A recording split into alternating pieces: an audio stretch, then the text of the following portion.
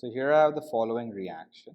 Okay, this is the hydrolysis. This is the hydrolysis of ethyl ethanoate, right? We have a 4-carbon ester here, right? And when it's hydrolyzed, we form a 2-carbon acid and a 2-carbon alcohol. This is ester hydrolysis, and it's catalyzed by acids, right? We have acid catalyzed hydrolysis, or we can have base catalyzed or alkali catalyzed hydrolysis.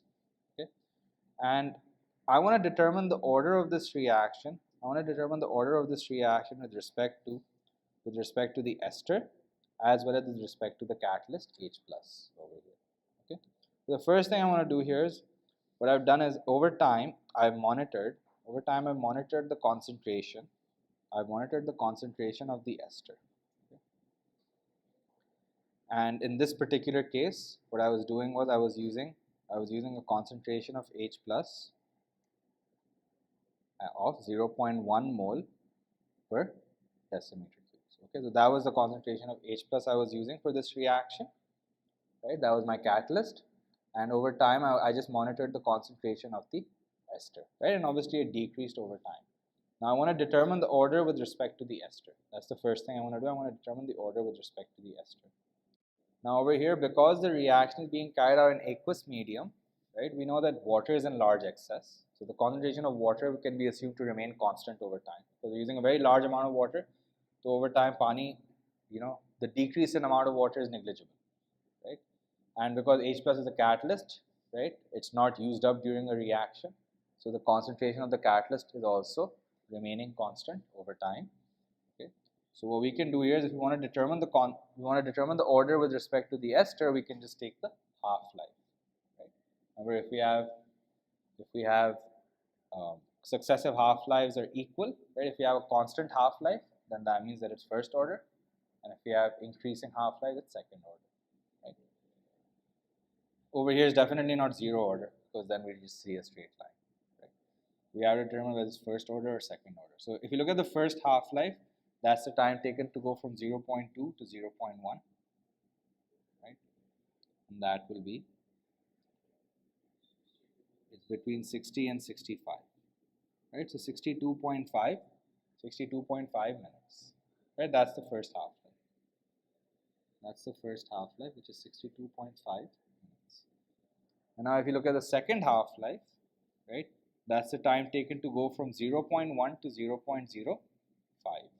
Time taken to go from 0.1 to 0.05.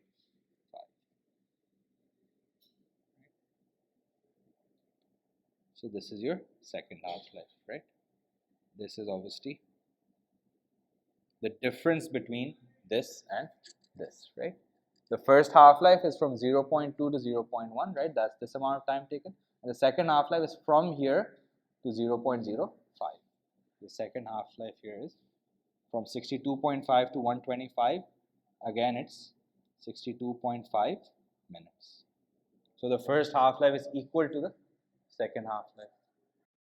Because the first half-life is equal to the second half-life, right, we can say that T half 1 is equal to the second half-life. The first half-life is equal to the second half-life. Therefore, we can say that it is order 1 with respect to the ester.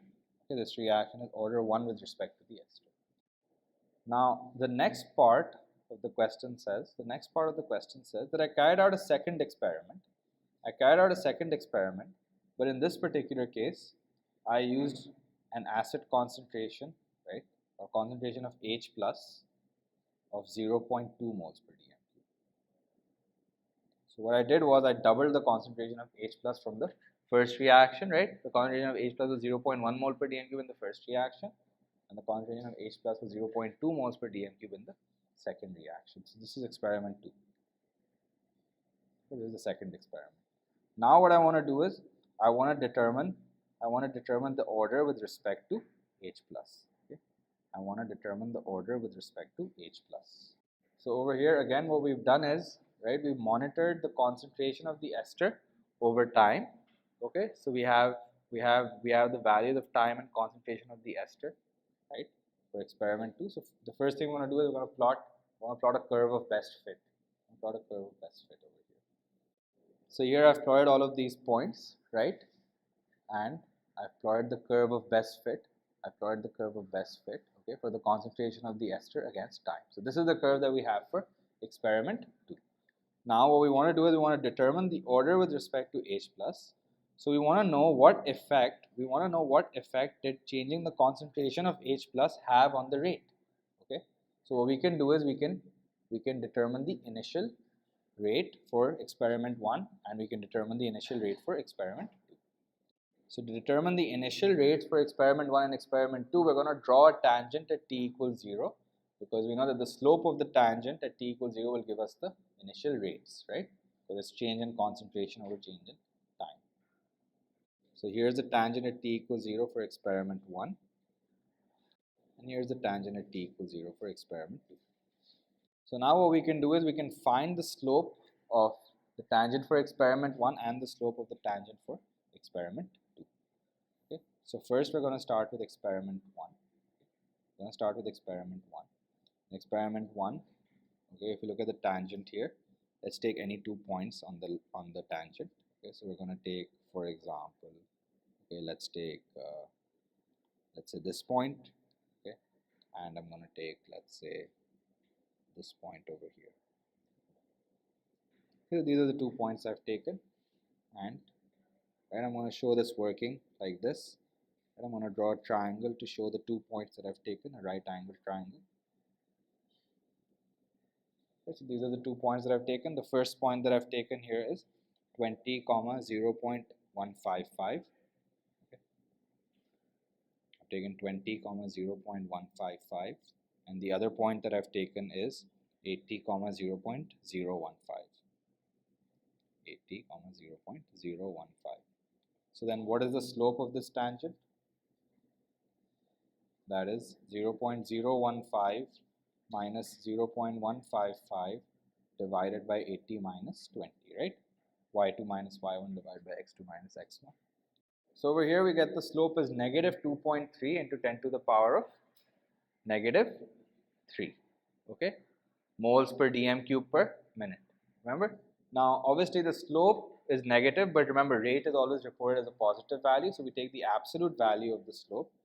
The absolute value of the slope is simply 2.3 times 10 to the power of negative 3 moles per dm cube per minute. Okay. So that gives us the rate of decrease. The initial rate of decrease in experiment 1. Okay, so that's the initial rate of the reaction for experiment 1. Now for experiment 2, right, we're going to use 2 values in the tangent to calculate the slope of the tangent again.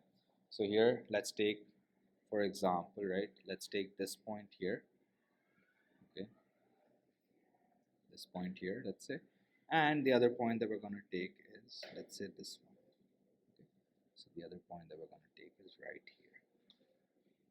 Okay. I'm just going to circle these points so it's a lot more clear to me which 2 points I've taken. Okay.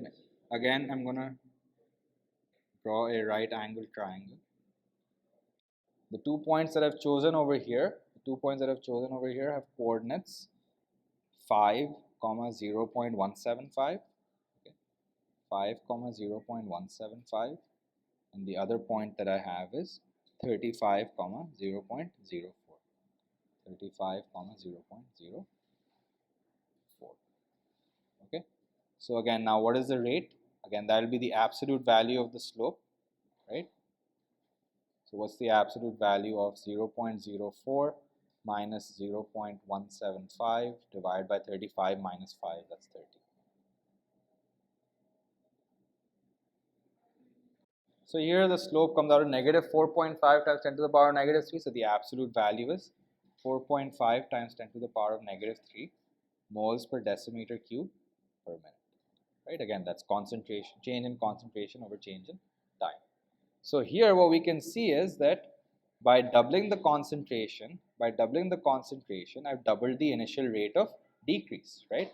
By doubling the concentration of H plus from 0.1 to 0.2, the rate at which the ester is decreasing has also doubled. Initially, in experiment 1, it was decreasing at 2.3 times 10 to the power negative 3 moles per dm cube per minute, and experiment 2 is decreasing at 4.5 times 10 to the power negative 3. So what I can say here is that doubling the concentration of H plus meant that my rate had also doubled. Therefore, it is order 1 or first order with respect to H plus.